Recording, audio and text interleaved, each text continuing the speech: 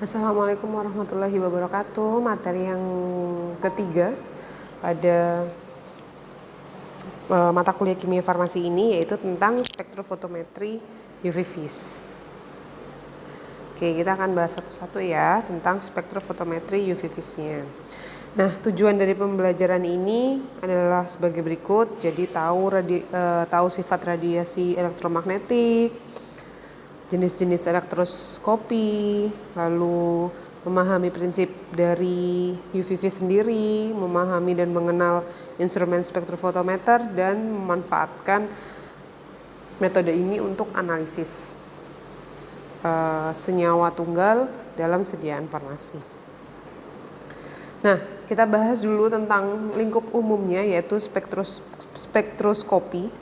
Jadi spektroskopi itu mempelajari tentang metode-metode untuk menghasilkan dan menganalisis spektrum menggunakan radiasi elektromagnetik.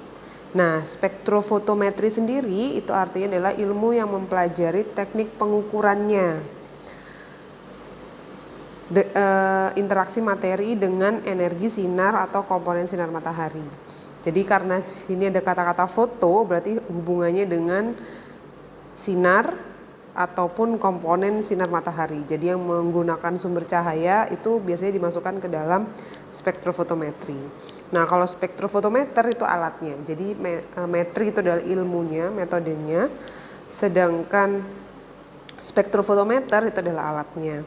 Nah, bedanya apa dengan spektrometri? Jadi beda ya antara spektrofotometri dengan spektrometri. Kalau spektrometri itu mempelajari interaksi materi dengan energi. Jadi bukan menggunakan sumber cahaya. Kalau spektrofotometri itu menggunakan sumber cahaya. Jadi di instrumen tersebut atau di metode tersebut menggunakan sumber cahaya. Mengamati energi dengan materi. Nah, energinya ini dari mana? Energinya dari sumber cahaya kalau yang fotometri. Nah, bagaimana sih interaksi materi dengan energi itu? Jadi sampel itu menyerap radiasi elektromagnetik. Nah, akhirnya terjadi perubahan energi. Nah, radiasi elektromagnetik sendiri itu terdiri dari berkas sinar dari partikel foton. Berkas sinar dari partikel-partikel yang berenergi yang disebut dengan foton. Begitu. Jadi radiasi atau sinar itu biasanya membentuk suatu gelombang. Jadi kalau ada gelombang berarti ada panjang gelombangnya, ada frekuensinya. Begitu. Nah, terus interaksinya bagaimana? Interaksi intinya itu adalah saat radiasi elektromagnetik ini mengenai suatu sampel, maka ada dua kemungkinan. Yang pertama ada diserap, jadi diserap di dalam sampelnya. Ada yang ditransmisikan atau diteruskan, ada yang dipancarkan, dan ada yang dipantulkan. Jadi refleksi itu dipantulkan, transmisi itu diteruskan. Kalau difraksi itu adalah dipancarkan. Nah, bagaimana kita bisa tahu yang diabsorpsi? Nah, yang diabsorpsi berarti kita bisa lihatnya dari berapa jumlah sumber atau energi yang diberikan di awal dikurangi dengan energi yang ditransmisikan, maka itu adalah energi yang diserap. Nah, ini adalah daerah spektra elektromagnetik. Jadi gelombang elektromagnetik itu ada banyak dari radio sampai sinar gamma. Jadi ada radio, gelombang mikro, terus inframerah, sinar tampak, ultraviolet, sinar X, dan sampai sinar gamma. Nah, ini tandanya seperti ini. Tandanya seperti ini itu artinya semakin ke kanan itu panjang gelombangnya semakin kecil. Sedangkan jadi radio ini punya panjang gelombang yang paling besar, sedangkan sinar gamma itu mempunyai panjang gelombang yang paling kecil. Nah, panjang gelombang dan frekuensi itu berbanding terbalik. Jadi panjang gelombang yang semakin besar panjang gelombangnya, maka frekuensinya semakin kecil. Begitu juga dengan sebaliknya, semakin kecil panjang gelombangnya, maka frekuensinya semakin besar. Begitu. Nah, interaksi materi dengan energi gimana? Jadi saat materi itu diberi energi, Ada yang mengalami vibrasi, ada yang mengalami rotasi, spin maupun elektronik. Jadi bahasan-bahasan ini sih sebenarnya bahasan yang kimia sekali ya. Jadi apa yang terjadi di materi tersebut, apakah elektronnya mengalami vibrasi itu berarti hanya bergetar saja, atau mengalami rotasi, elektronnya berputar, atau spin, dia bergerak naik ke atas ke bawah. Jadi itu pelajaran yang itu adalah materi yang kimia sekali, sepertinya Anda tidak perlu mendalaminya. Jadi hanya cukup tahu saja. Jadi kalau jenis transisinya itu adalah terjadi pemutusan ikatan molekul, maka metode spektroskopinya adalah di sinar X. Jika energi elektron valensi, jika jenis transisinya adalah energi elektron valensi ataupun energi elektron ikatan, maka kita bisa menggunakan metode spektroskopi ultraviolet ataupun visible. Visible itu adalah sinar tampak. Kalau jenis transisinya adalah berupa rotasi dan vibrasi molekul, maka kita bisa menggunakan spektroskopi inframerah dan Raman gitu. Nah, pembagian spektroskopi sendiri itu ada absorpsi, ada emisi. Jadi ketika suatu sampel menyerap cahaya atau foton, elektron analit atau sampelnya akan dieksitasi dari energi dasar ke level energi tertinggi, itu absorpsi. Kalau emisi itu ketika elektron analitnya berada dalam keadaan energi lebih tinggi, kembali ke energi lebih rendah dan mengemisikan radio elektromagnetik. Jadi kebalikannya. Jadi kalau absorpsi berarti dia ada dari dasar elektronnya itu dari tingkat energi yang dasar ke yang tinggi. Kalau emisi itu kebalikannya, dari tinggi dia ke dasar lagi. Nah, ini jenis perpindahan energinya. Kalau jenisnya adalah absorpsi, jadi dari dasar dia bergerak ke tingkat atau level energi yang lebih tinggi.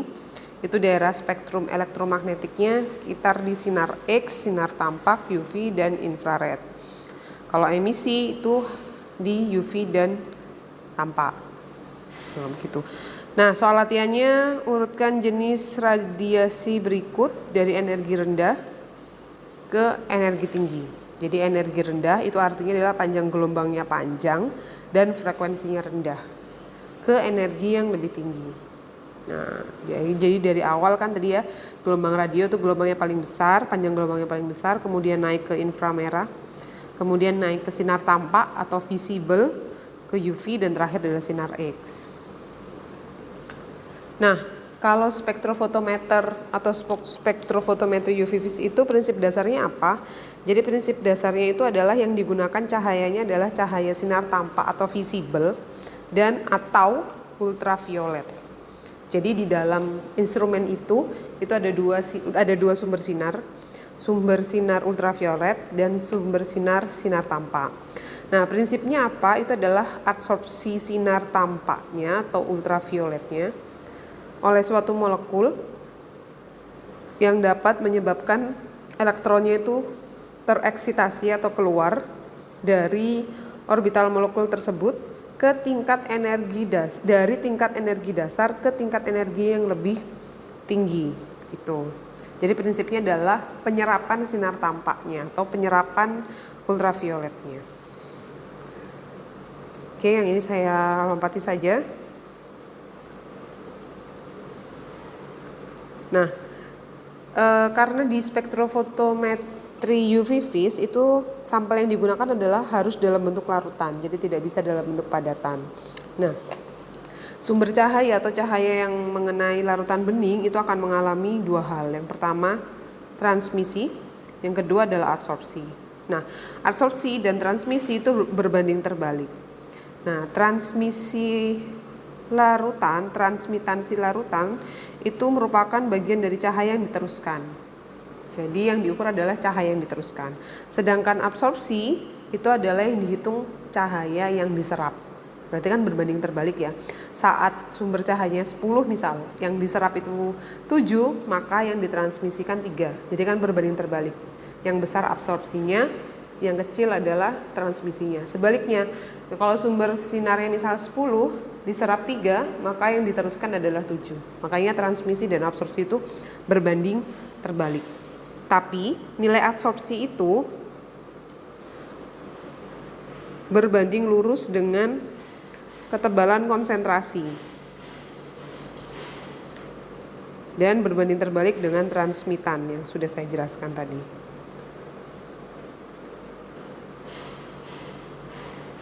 Nah, kalau kita membicarakan tentang spektrofotometri UV vis, maka kita tidak akan terlepas dari yang namanya hukum Lambert-Beer. Jadi hukum Lambert-Beer itu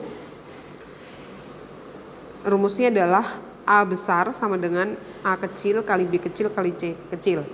Jadi keterangannya ada di sini. A itu adalah absorbansi, yang A kecil adalah absorptivitas molar, B itu adalah ketebalan larutannya, di mana kalau ketebalan larutan di spektrofotometer UV vis itu adalah tebal kuvetnya, tebal wadah larutannya yaitu 1 cm. C itu adalah konsentrasi. Makanya tadi disebutkan bahwa absorbansi itu berbanding lurus dengan konsentrasi. Saat konsentrasinya besar, maka absorbansinya besar. Nah, karena dia tuh berbanding terbalik dengan transmitan, maka bisa dituliskan rumus seperti ini. A sama dengan min log T, atau A sama dengan log seperti. Nah, energi maksimum yang diserap oleh larutan ditunjukkan pada panjang gelombang yang memiliki nilai absorbansi tertinggi dan persen transmitan terendah. Nah, energi maksimum itu berarti kita bisa mengategorikan sebagai panjang gelombang maksimum. Jadi saat terjadi energi maksimum, maka absorbansinya pun akan maksimum. Nah, absorbansi maksimum itu biasanya terjadi pada panjang gelombang maksimum gitu.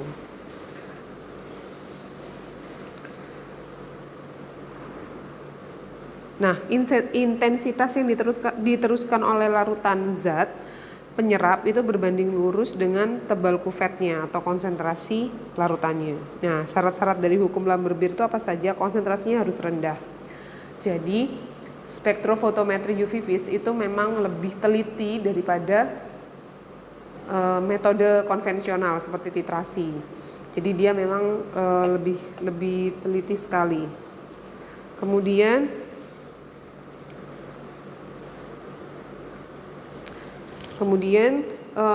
kalau konsentrasinya besar, maka absorbansinya pun akan besar pula. Jadi sebaiknya memang dia tidak disarankan untuk konsentrasi yang besar. Biasanya kita hanya pakai satuannya ppm. ppm itu kan miligram per liter gitu ya.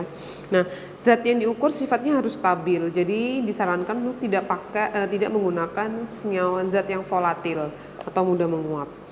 Cahaya yang dipakai harus monokromatis, jadi harus jelas cahaya yang mau dipakai yang mana, UV atau visible.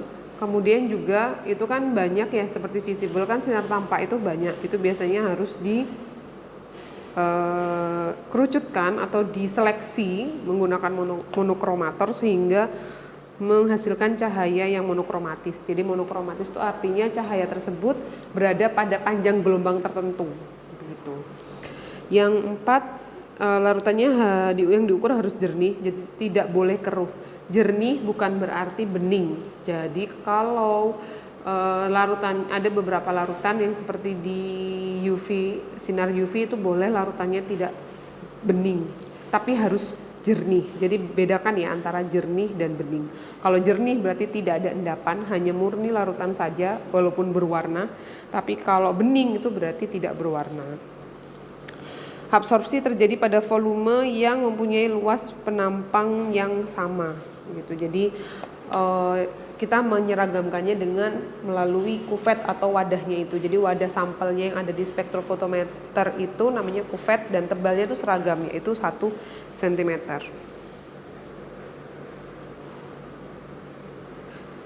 Nah, ini silahkan dicoba hitung. Jadi nilai absorbansi suatu analit jika analitnya mempunyai transmitan sebesar 0,347.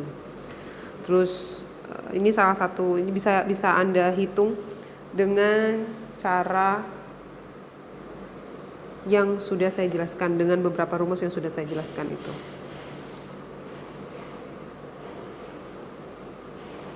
Oke. Ini instrumentasinya. Jadi spektrofotometer tuh bentuknya seperti ini. Jadi banyak lah modelnya, tapi ini salah satu contohnya. Jadi penyusun utamanya adalah sumber cahaya. Jadi namanya fotometer, berarti harus ada sumber cahayanya dulu. Kemudian ada monokromator. Jadi monokromator itu adalah yang membuat sumber cahaya itu menjadi monokromatis. Berarti menyeleksi cahaya-cahaya tersebut dan memilihnya pada panjang gelombang tertentu. Jadi tidak semua cahaya itu bisa digunakan. Tidak semua panjang gelombang itu bisa digunakan. Karena kan kalau UV, misal sinar ultraviolet itu kan tidak hanya satu panjang gelombang, tapi dia ada rentang tertentu, yaitu antara 200 sampai 400 nanometer. Nah, itu kita pilih salah satu cahaya dengan panjang gelombang tertentu yang memberikan absorbansi maksimum. Nah, di absorbansi maksimum itu berarti energinya pun juga maksimum. Seperti itu. Terus ada kompartemen sampelnya, jadi kuvetnya. Kompartemen sampelnya adalah sampel kuvet sampelnya. Kemudian detektornya atau pengukur intensitas cahaya. Jadi kan ini sumber cahayanya. Kemudian dia melewati monokromator yang tadinya banyak seperti ini. Itu dia menjadi cuma satu cahaya yang sudah terseleksi. Kemudian melewati sampel dengan tebal 1 cm. Kemudian dia menyentuh detektornya. Jadi dari detektor itu bisa diukur berapa yang diserap, berapa yang ditransmisikan gitu. Nah, ini sumber cahayanya. Kalau di spektrofotometri UV vis berarti kan ada 2 cahaya ya. Ada 2 sumber cahaya, sinar UV dan sinar tampak, sinar visible. Kalau sinar UV itu menggunakan lampu deuterium, dia menghasilkan cahaya antara 160 sampai 380 nanometer. Nah, sedangkan kalau visible itu antara 350 sampai 800 nanometer dan lampunya pun berbeda, yaitu lampu tungsten halogen yang menghasilkan cahaya tampak pada sekitar 350 sampai 800 nanometer. Nah, yang tadi sudah saya jelaskan monokromator itu fungsinya apa. Jadi dia merubah yang tadinya banyak cahaya polikromatis menjadi monokromatis. Jadi sinar dengan satu panjang gelombang tertentu. Biasanya kita memilihnya sinar dengan panjang gelombang yang maksimal, karena pada panjang gelombang maksimal itu energi yang diberikannya pun juga maksimal, sehingga absorbansi yang terbentuk pun juga maksimal. Ada 2 macam monokromator, ada yang prisma, ada yang kisi difraksi. Nah, yang umum digunakan itu adalah kisi difraksi, gitu, karena dia mempunyai resolusi yang jauh lebih baik dibandingkan prisma. Nah, ini yang namanya kuvet. Jadi bentuknya kuvet itu kotak balok seperti ini. Jadi kuvet sendiri itu ada 2 sisi. Jadi ada 2 sisi, kalau dianggap itu 2 sisi yang berhadapan ya. Jadi ada sisi yang buram, ada sisi yang transparan. Nah, yang terkena dengan cahaya itu adalah sisi yang transparan. Jadi sisi transparan itu harus dilalui cahaya. Nah, sedangkan sisi buram itu yang bisa kita pegang. Jadi sisi transparan tadi kan yang dilalui oleh cahaya, tidak boleh kita pegang. Kita memegangnya adalah sisi buramnya. Karena nanti kalau kita pegang yang bagian sisi transparan itu akan bekas kulit kita. Jadi akhirnya dan itu akan menempel juga dan membuat pandangan atau jalannya cahaya itu terganggu gitu. Jadi tidak boleh dipegang kalau sisi transparannya. Nah, dibersihkannya pun dengan tisu lensa. Nah, detektor tadi fungsinya adalah mengubah radiasi elektromagnetik menjadi sinyal listrik. Jadi ada 2 macam detektornya, yaitu ada yang foto multiplier tube, ada yang foto diode array. Nah, spektrofotometer itu ada 2 macam, ada yang single beam, ada yang double beam. Jadi single beam itu berarti menggunakan satu sumber cahaya. Jadi optika sinarnya tunggal. Kalau double beam itu berarti optika sinarnya ganda. Dibilang ganda bagaimana? Cahayanya itu langsung dibagi menjadi dua arah berkas. Jadi kalau dari satu cahaya dia langsung diarahkan ke kanan dan ke kiri. Yang ke kanan, misal berkas cahaya yang satunya itu adalah melewati sel pembanding atau yang biasa kita sebut sebagai blanko. Nah, cahaya yang lainnya itu melewati sampel. Jadi satu cahaya melewati blanko, satu cahaya melewati sampel. Itu yang double beam. Oke, terus cahaya tersebut kemudian bergabung kembali masuk ke dalam detektor. Jadi setelah terpisah, lalu melewati pipetnya, lalu dia tergabung kembali. Nah, blanko itu apa? Blanko itu adalah senyawa pelarutnya. Jadi seluruh komponen, bukan hanya pelarut, tapi seluruh senyawa yang dipakai untuk preparasi sampel.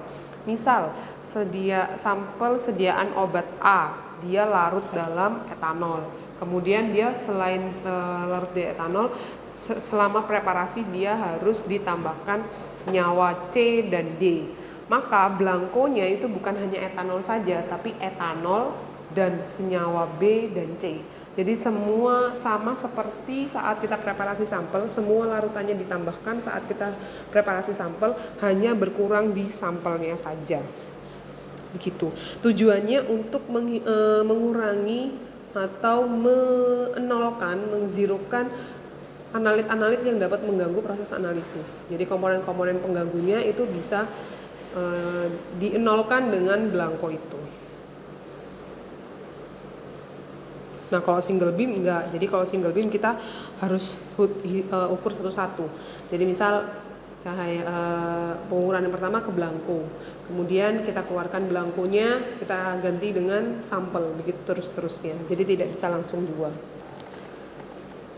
Nah, aplikasi spektrofotometri UV vis itu ada dua ya, karena sumber sinarnya ada dua, yaitu visible dan UV.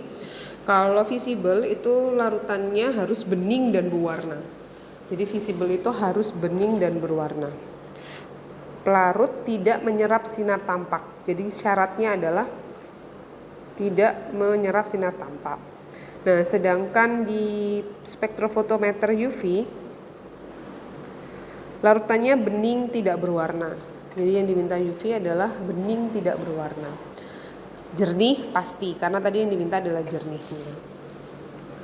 Nah, analisis kuantitatifnya bagaimana? Kalau senyawa tunggal dalam sediaan obat atau sediaan farmasi, itu cara yang umum digunakan adalah yang ada pada farmakope atau AUAC. Jadi ada dua, perbandingan absorbansi dan persamaan regresi linear. Jadi rumusnya sudah jelas di sini. Kalau perbandingan absorpsi berarti kita bandingkan antara absorpsi sampel dengan absorpsi standar. Juga akhirnya bisa mengetahui C sampel atau konsentrasi sampel dari konsentrasi standar. Nah, kalau persamaan regresi linear berarti kita membuat larutan standar dengan berbagai konsentrasi pada rentang sampel. Jadi kita harus memperkirakan rentang sampelnya, atau kita membuat rentang tertentu dan sampelnya disesuaikan. Jadi misal saya membuat kurva baku itu dari standar dengan konsentrasi 1, 3, 5, 7, 10. Maka 10 ppm. Maka sampel saya tidak boleh kurang dari 1 ppm dan tidak boleh lebih dari 10 ppm. Setelah itu diukur masing-masing absorbansinya. Jadi saat konsentrasi 1 ppm diukur absorbansinya berapa. Kemudian 3, 5, 7, 10 masing-masing juga diukur absorbansinya berapa. Kemudian dimasukkan ke dalam dibuat kurva, dimasukkan ke Microsoft Excel, terus dibuat kurvanya. Kemudian sumbu X-nya adalah konsentrasi standar. Jadi sumbu X-nya adalah konsentrasi standarnya. Kemudian Y-nya itu adalah absorbansinya, absorbansi yang didapatkan. Kemudian akhirnya Anda bisa mendapat persamaan Y sama dengan BX plus A, sehingga Anda bisa menghitung nilai konsentrasi dari sampelnya. Nah, ini analisis senyawa tunggal yang menggunakan perbandingan absorbansi. Jadi dalam farmakope itu metode spektrofotometri UV vis itu digunakan dengan cara menggunakannya adalah dengan nilai ini. Jadi dalam farmakope biasanya diketahui nilai ininya berapa. Nah, nilai ini adalah absorptivitas suatu senyawa yang diukur pada konsentrasi 1% berat per volume atau 1 gram per 100 mili dengan tebal kuvvet adalah 1 cm. Nah, contohnya adalah soal ini. Jadi kokain pada panjang gelombang maksimal adalah 430 absorptivitasnya. Jika absorbansi terukur pada kuvvet 1 cm adalah 0,470. Jadi yang absorbansinya adalah 0,470, sedangkan absorptivitas 1%-nya adalah 430. Tahap pertamanya kita harus menyelesaikan persamaan Lambert-Beer, di mana Lambert-Beer ini kan rumusnya adalah absorbansi sama dengan A kali B kali C. Nah, A kecil ini adalah absorptivitas molar, karena yang diketahui adalah absorptivitas pada kondisi 1%, maka kita bisa masukkan ini. Nah, didapatkanlah konsentrasinya sebesar ini. Kenapa bisa satuannya persen berat per volume? Karena nilai absorptivitasnya adalah 1% berat per volume gitu. Nah, coba dipahami ini ya, soalnya agak panjang soal ceritanya. Jadi 20 tablet furosemid ditimbang satu persatu. Kemudian diketahui masanya adalah 1,65 gram. Jadi 1,656 gram ini adalah massa dari 20 tablet.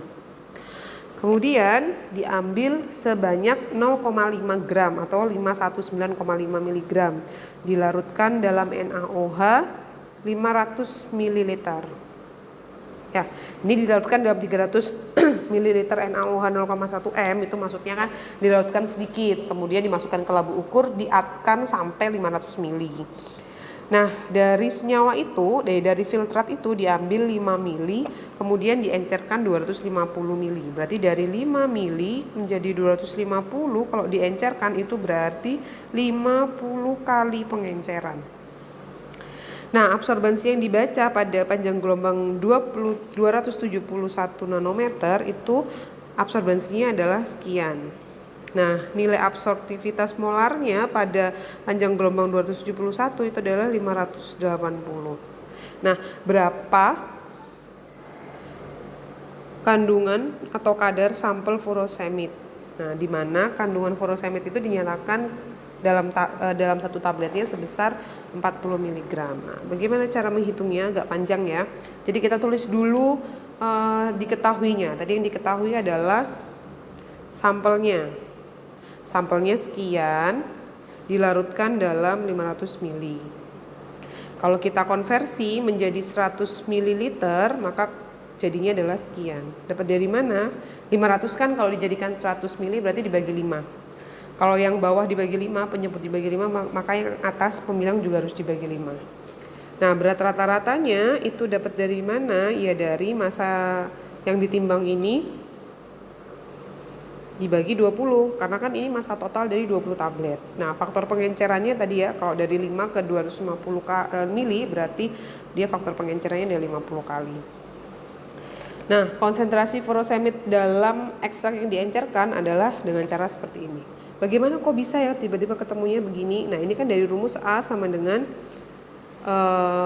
absorptivitas molar dari 1% dikalikan B dikalikan C.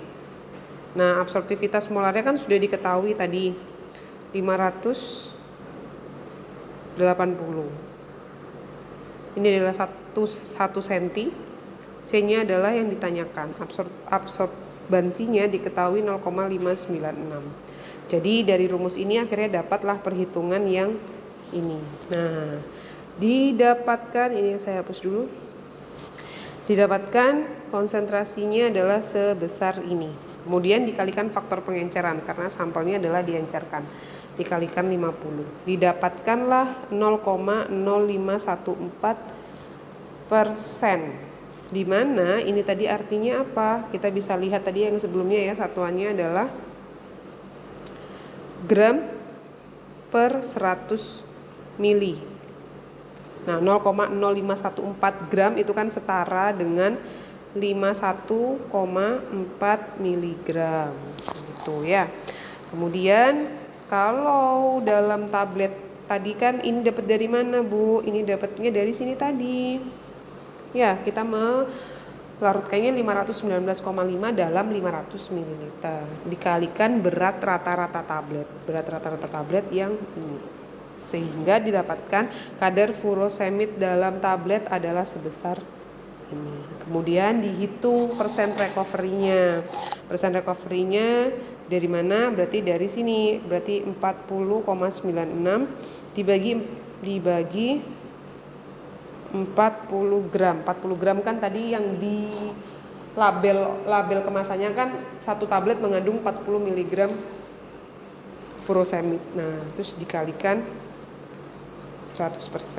Biasanya kalau terus bisa dicek di Farmakope apakah sudah memenuhi standar atau belum. Biasanya standarnya antara 95, ada yang 95 sampai 105%, ada yang 90 sampai 110%. Jadi tergantung dari obatnya. Nah, cara kerja analisis senyawa tunggalnya bagaimana? Larutannya yang pertama harus dilakukan adalah membuat larutan belangko. Jadi larutan belangko adalah larutan yang tadi semua komponennya kecuali sampel. Jadi sudah tidak ada sampel. Jadi tergantung dari preparasi sampelnya. Kadang kan berbeda-beda. Ada yang cuma dikasih pelarut aja. Ada yang ditambahkan beberapa senyawa untuk membuatnya stabil atau membuat senyawa itu bisa dianalisis. Yang kedua harus disiapkan larutan bakunya. Larutan baku itu harus senyawa murni dan akan diukur dengan konsentrasi yang telah diketahui. Jadi kita membuat larutan baku itu dengan konsentrasi tertentu. Gitu. Misal konsentrasinya kita buat 50 ppm. Gitu. Jadi kita sudah mengetahuinya. Kemudian kalibrasi alat terlebih dahulu. Jadi biasanya mengukur absorbansi belangko pada panjang gelombang 200 sampai 800 nanometer. Hal ini bertujuan untuk mengenolkannya atau mengatur alat agar serapan larutan belangko ini dianggap nol. Jadi kalau misal larutan belangko itu mengandung pengotor sekitar 1 ppm yang terbaca oleh alat, maka nanti hasil analisisnya, hasil sampelnya akan dikurangi 1 ppm. Contohnya seperti itu. Nah, kemudian diukur absorbansi larutan bakunya pada panjang gelombang 200 sampai 800. Kemudian jadi di scanning ya antara 200 sampai 800 nanti akan didapatkan panjang gelombang maksimal. Nah, panjang gelombang maksimal itu kita bisa lihat dari absorbansi maksimalnya. Jadi yang punya absorbansi paling tinggi itu adalah panjang gelombang maksimal. Karena pada panjang gelombang maksimal tersebut absorbansinya tinggi, yang artinya energi yang diberikan itu juga tinggi, yang diberikan ataupun diserap itu juga tinggi. Yang keempat, ukur absorbansi larutan baku lainnya dengan panjang gelombang maksimal yang telah ditentukan sebelumnya. Jadi kan tadi sudah dapat panjang gelombang maksimalnya, maka kita bisa mengukur larutan baku lainnya itu menggunakan panjang gelombang maksimal dan mengukur sampelnya pun juga pada panjang gelombang maksimal. Nah, habis itu dibuat grafik absorbansi versus konsentrasi. Jadi ini yang tadi itu menggunakan yang analisis pertama tadi kan menggunakan perbandingan absorbansi dengan konsentrasi sampel. Kalau yang ini adalah menggunakan kurva kalibrasi. Jadi nanti didapatkan kurva kalibrasinya. Nah, panjang gelombang maksimumnya mana? Jadi nanti saat scanning antara 200 sampai 800 nanometer itu akan terbentuk puncak seperti ini. Jadi kan tadi saya bilang UV vis kan 200 sampai 800 nanometer. Kita nggak mungkin kalau scanning tanpa studi literatur. Jadi harus studi literatur terlebih dahulu. Nanti Anda akan tahu kira-kira senyawa yang akan dianalisis itu pada panjang gelombang berapa. Misal kafein pada panjang gelombang 275, maka dia tidak akan jauh-jauh dari situ. Apakah persis 275? Belum tentu, karena setiap alat itu berbeda-beda. Kadang ada yang kebacanya di 278, ada yang kebacanya di 276. Jadi tergantung dari alatnya. Makanya setiap kita menggunakan alat baru maka tetap harus mengukur panjang gelombang maksimumnya. Tidak boleh langsung pakai yang di literatur. Tapi literatur itu adalah acuan kita supaya kita tahu sampel kita ada pada rentang mana sih, pada rentang UV atau pada rentang visible. Jadi nggak usah scanning antara 200 sampai 800. Cukup kita tahu, oh ternyata sampel saya ada di sinar UV, maka saya akan melakukan scanning antara 200 sampai 400 saja. Kalau sampel saya sekitar 500 sekian, maka saya scanningnya antara 400 sampai 800 di sinar tampak. Begitu. Nanti ada panjang gelombang maksimum. Nah, yang maksimum ini adalah panjang gelombang maksimum ini yang mempunyai absorbansi paling besar. Nah, setelah ini nanti Anda akan dapat persamaan Y sama dengan BX plus A. Nah, setelah itu dari situ nanti dari YBX plus A ini nanti misal Anda mendapatkannya persamaannya Y sama dengan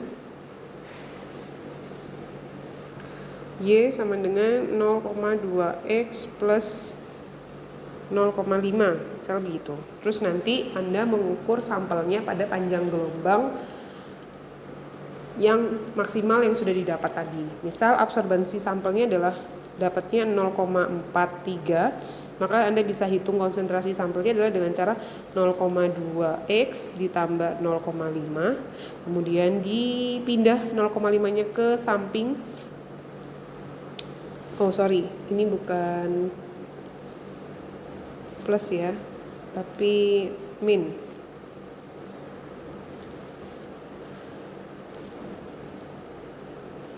Nah, nanti dipindah ke sana jadinya 0,43 ditambah 0,5 sama dengan 0,2X. Nah, nanti dapat X-nya berapa. Gitu. Nah, ini latihan soalnya. Jadi ada standar dari obat tertentu. Dia larut dalam etanol, absorbansi tiap larutan diukur pada panjang gelombang 285 nanometer. Didapatkanlah absorbansinya sekian. Kemudian, apakah hukum Lambert-Beer terpenuhi untuk obat ini pada panjang gelombang 286? Larutan sampel ini dibaca absorbansinya dan nilai absorbansinya yang didapat dari sampel adalah 0,35. Jadi ini adalah absorbansi sampel dan berapa kandungan obat yang ada pada sampel. Nah, caranya seperti ini. Jadi dibuat kurva regresinya. Nanti Anda bisa buat menggunakan Microsoft Excel. Jadi Anda buat tabel yang kiri itu adalah konsentrasi, yang kanan adalah absorbansi, kemudian Anda blok, lalu dibuat insert diagramnya yang bentuknya scatter. Kemudian Anda bisa pilih yang bisa memunculkan persamaan regresi linearnya. Coba Anda searching lah, banyak kok di Google seperti itu, mudah sekali kok diterapkan. Nah, dari sini akhirnya persamaannya didapat sekian. Nah, nilai R ini itu berpengaruh. Jadi semakin mendekati 1, maka data itu semakin bagus. Jadi R ini adalah R kuadrat ya. Jadi yang dilihat adalah nilai R-nya saja, bukan R kuadrat. Jika lebih besar sama dengan 0,95 itu sudah dikategorikan sebagai kurva yang baik, jadi bisa dipakai untuk analisis. Nah, memenuhi atau tidak tadi kan pertanyaannya yang pertama tadi, pertanyaan yang A tadi, apakah hukum Lambert-Beer terpenuhi untuk obat ini pada panjang gelombang 286? Iya, terpenuhi. Dari mana? Dari nilai R-nya. Tadi yang saya bilang adalah nilai R itu menunjukkan bahwa kurva itu sudah linear, bagus, bisa dipakai untuk analisis. Nah, nilai R yang baik adalah lebih besar sama dengan 0,95. Nilai R-nya saja, bukan R kuadrat. Kemudian absorbensi sampelnya bisa diukur, absorbensi sampelnya adalah 0,35. Kemudian konsentrasinya bisa dimasukkan dari sini. Jadi kan yang ini ya, jadi kalau mau dibuat, ini adalah caranya 0,35 dikurangi 0,001 ya, karena ini plus, kalau pindah ruas ke kiri ke kiri sama dengan, berarti jadi minus, sama dengan 0,558x. Kemudian x-nya bisa dicari. Caranya dari 0,35 yang sudah dikurangi dari 0,001 dibagi 0,558. Dapatlah dapatlah konsentrasinya seperti itu. Oke, sampai sini